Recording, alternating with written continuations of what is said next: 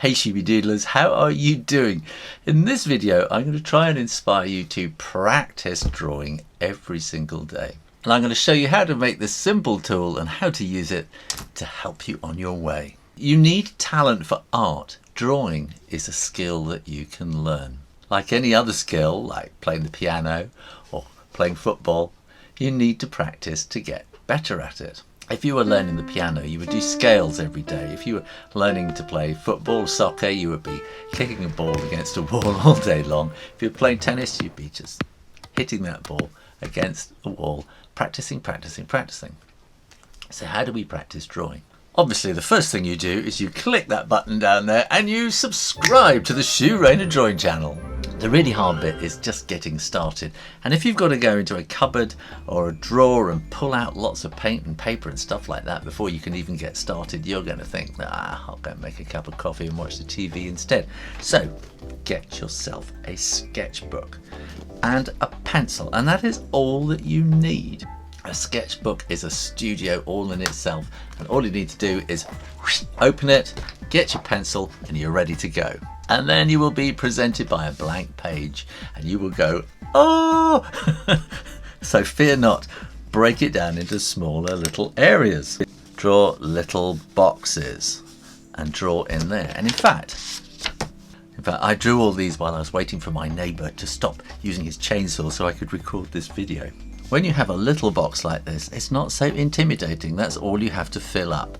And you can practice patterns. You can play with the pattern. Once you've drawn it, you can start adding, shading and things like that. It's doodling, really. And part of what you're trying to do is to get used to holding a pencil in your hand and making it go where you want. This is what we call muscle memory. You'll find that the more you draw, you will find little patterns and things that you use again and again and again. And because you kind of build up this muscle memory, you don't have to think too hard about how to do the pattern. Your hand kind of does it, so that your mind can be working on the main problem of the drawing that you're trying to do. That's what muscle memory is about. And the more that you do this and play with these little things, the more you build up the muscle memory. You could be watching the TV while you were doing this, and you might just be doodling away and you start shading. And then the way your brain is built, the left-hand side of your brain will start going, oh, wait a minute, what happens if I start doing something like that? Then that makes it look much more interesting. And things start to build up, and before you know it, you've got an idea for a drawing or a painting or something like that.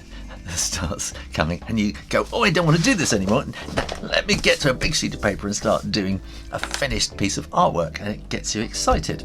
So if you're kind of feeling uninspired, these little doodles, they're just kind of a warm-up practice that, get you fired up to want to go and face that big blank page. Some people will look at this and think, that's not very tidy. And some people will think, I can't be bothered to draw little boxes.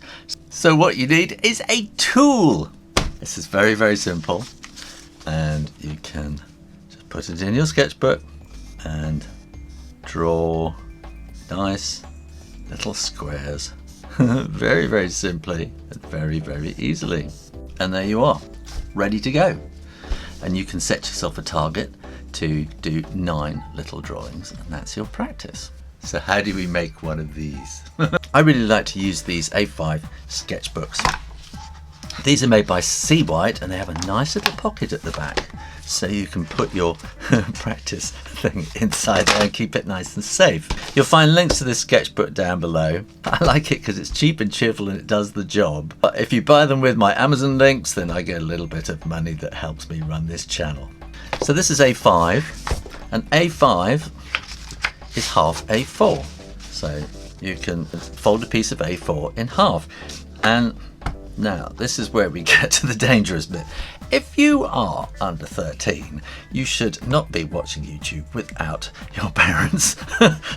If you're over 13, then if you're uncomfortable with knives, then get some help. Otherwise, I think most creative people are actually used to using craft knives. The secret is always to keep your hand behind the blade. And I'm just going to slice through there. This is a Swan Morton scalpel with a number 10A blade, and this In the old days of graphic design, this is the knife that graphic designers all finally agreed on was the best one to use. So 2 sheets of A4 cut in half make A5. Now if you fold that in half again, slice down the side, keeping your fingers behind the blade, always behind the blade. 210mm by 297. And if you chop that in half to get A5, then that becomes 297, half of that is then 148.5. And when you cut that in half again, this will become 105. My first ever job when I left school was in printing, designing stuff for prints. So I got really used to these A4, A5 measurements. Okay, now we're going to need to get a ruler. And so this is going to be just under 15, about 14, and should be 14.75. So that's 10 and just under the 5. And then we're going to want to have 35 and 1, 2, 3, 35. And then there should be about 7. 5, 6, 7, and 5 and 6 and 7. So those two should be 35 apart. How about that? Now here I'm going to have this to be 8. So 5 and 3, and then these are going to be 25 apart. So that's 2 and 5. At the other end, that should be 5, 6, 7, 8 and 25. And then I can have 7 in between, so that's 5 and 6 and 7. Move that to there, that's 5 and 6 and 7. And with a bit of luck, that should be 25. It is! How about that? And then I'm going to get a set square. So I am assuming if you're a kind of an artistic kind of person, you're going to have these things around. And then I'm going to draw these lines across. Go gently and carefully, because the paper is very likely going to slide about the place. And draw all these lines at 90 degrees. Now I have got a metal ruler. It's got a soft rubbery bit on the back. So when I line it up, when I press it down, it really kind of sticks to the paper. And the secret, as I say, with cutting is always to have your fingers behind the blade. My fingers are completely behind the blade, so I can't cut my fingers. It's obvious, but it's a lesson that you have to learn the hard way usually. I certainly did. And I didn't pay attention the first time. I had to do it again, so I cut myself quite badly, at least twice.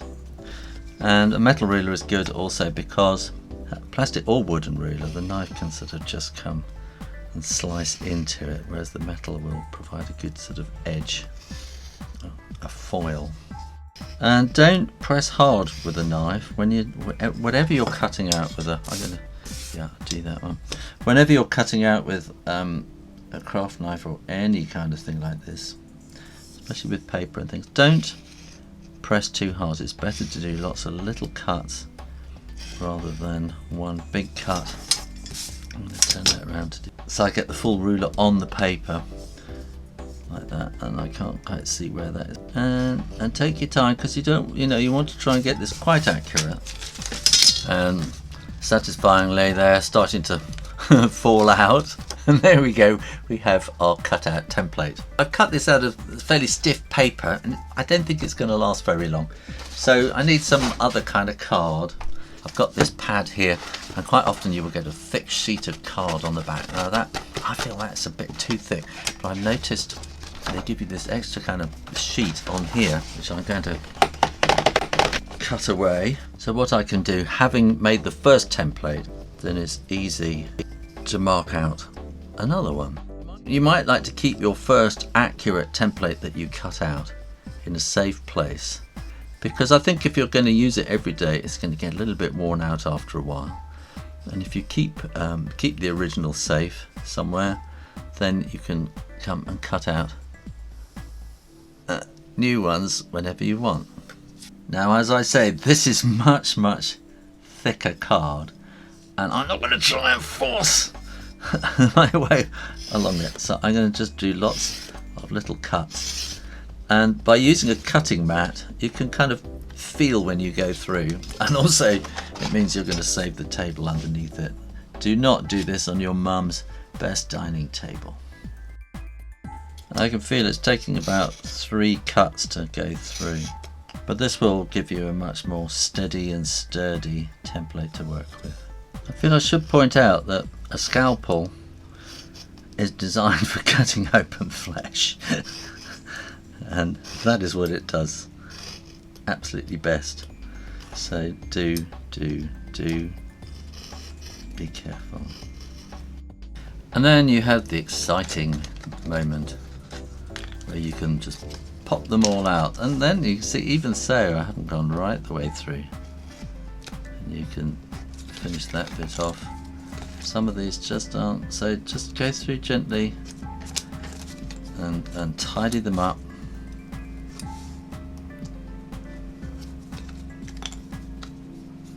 It's in that corner. That's along this edge.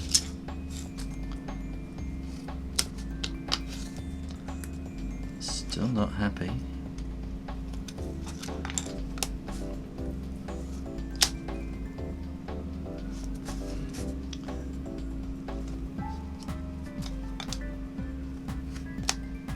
Take your time, take your time.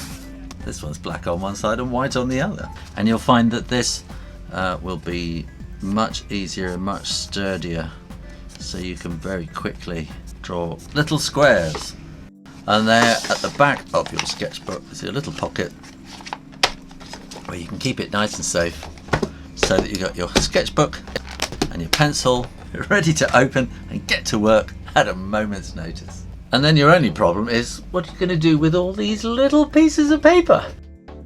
You could draw tiny little masterpieces. Thanks for watching. Click down here and make sure you are subscribed to the Shoo Rayner drawing channel, and keep coming back for lots more drawing videos every week.